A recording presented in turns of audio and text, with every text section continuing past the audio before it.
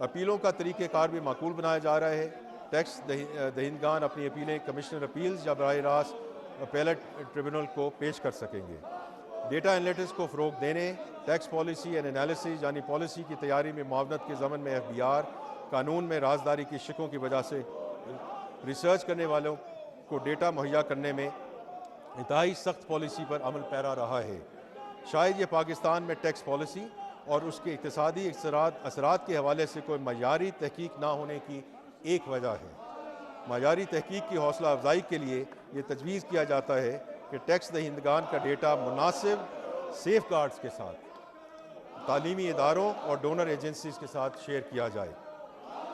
Tax دہندگان اور FBR کے درمیان تنازعات کو کم کرنے کے لیے انکم ٹیکس آرڈیننس کے 7ویں شیڈول کو بہتر بنانے کی تجویز ہے، جس کا تعلق تجارتی بینکوں پر عائد ٹیکسوں سے ہے۔ توقع ہے کہ ان تبدیلیوں سے ٹیکس کا نظام منصفانہ اور مساویانہ ہو سکے گا۔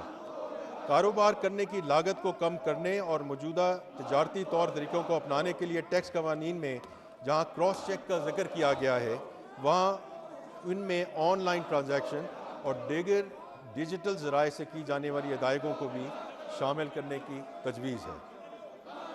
انکم ٹیکس کے سلسلے میں انفورسمنٹ کے اقدامات۔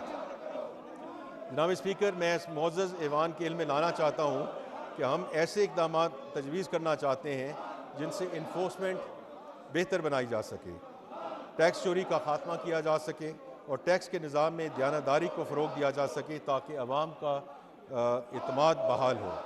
اس سلسلے میں انکم ٹیکس کے حوالے سے ایک نیا کلاسیفیکیشن سسٹم متعارف کرایا جا رہا ہے، جس میں فائلرز اینڈ نان فائلرز کے فرق کا خاتمہ کیا جا سکے گا۔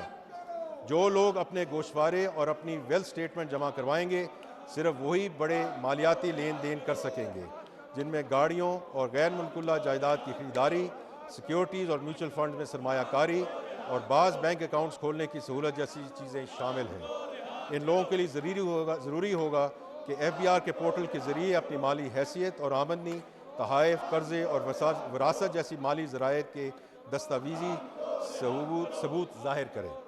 دیانتدار ٹیکس دہندگان کو مالیاتی لین دین کرنے کا اہل ہونے کے لیے ٹیکس کا گوشوارہ بھرنے کا آپشن دیا جائے گا۔ شیڈول بینکوں اور FBR کے درمیان بینکاری اور ٹیکس کے حوالے سے معلومات کے تبادلے کے لیے قوانین متعارف کرائے جا رہے ہیں، جس سے خامیوں کی نشاندہی اور ٹیکس قوانین کی پاسداری بہتر ہو